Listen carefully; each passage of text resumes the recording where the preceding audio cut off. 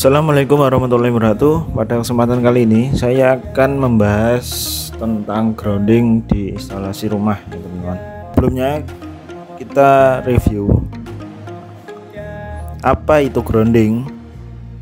Jadi grounding adalah pembumian listrik mengacu pada sambungan suatu peralatan atau instalasi listrik pada tanah karena adanya tegangan dan arus abnormal.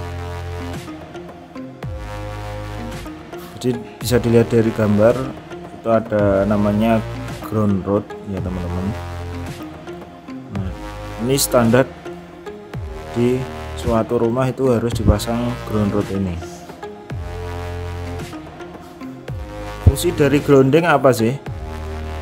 Jadi fungsi dari grounding yang pertama yaitu mencegah kebocoran listrik pada alat elektronik. Yang kedua, melindungi penghuni dari tegangan sentuh karena arus bocor. Yang ketiga, sebagai bagian penting dari penangkal petir. Berapa nilai hambatan grounding? Jadi berdasarkan PUIL 2000 lebih kecil atau sama dengan 5 ohm. Jadi hambatan dari ground rod itu harus lebih kecil atau sama dengan 5 ohm.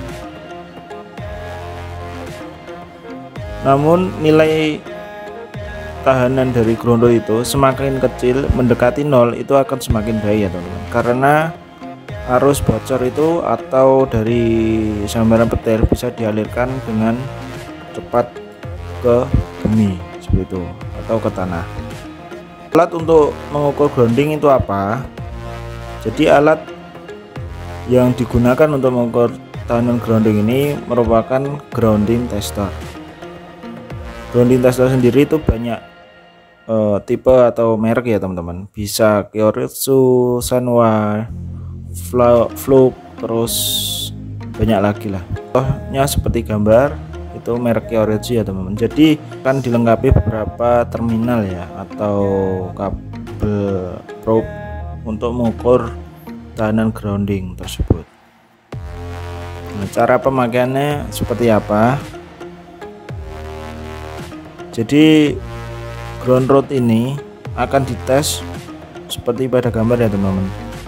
Jadi nanti ada 2 ground tambahan sebagai referensi ya.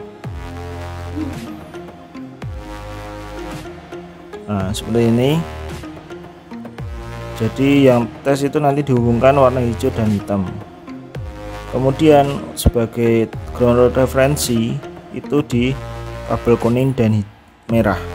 Untuk jarak antara ground rod dengan ground tambahan atau referensi ini sekitar 10 meter ya teman-teman, agar nilai yang terbaca itu valid sesuai dengan tahanan dari ground rod tersebut.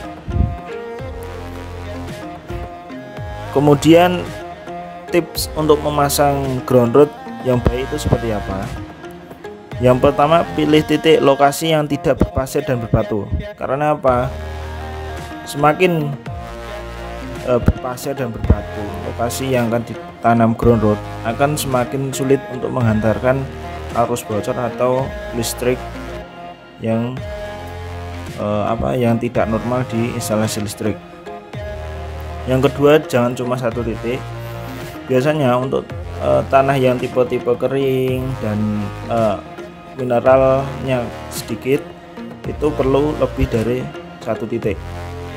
Nanti akan diparalel biar nilai hambatannya itu lebih kecil atau sama dengan 5 ohm seperti itu.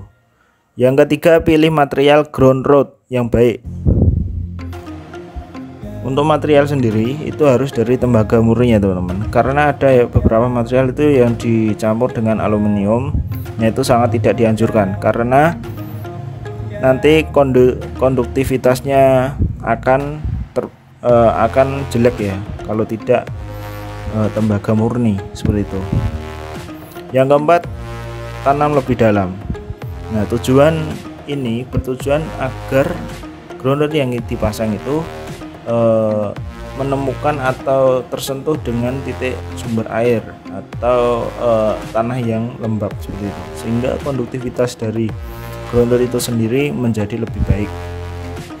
Gambaran instalasi ground rod di rumah.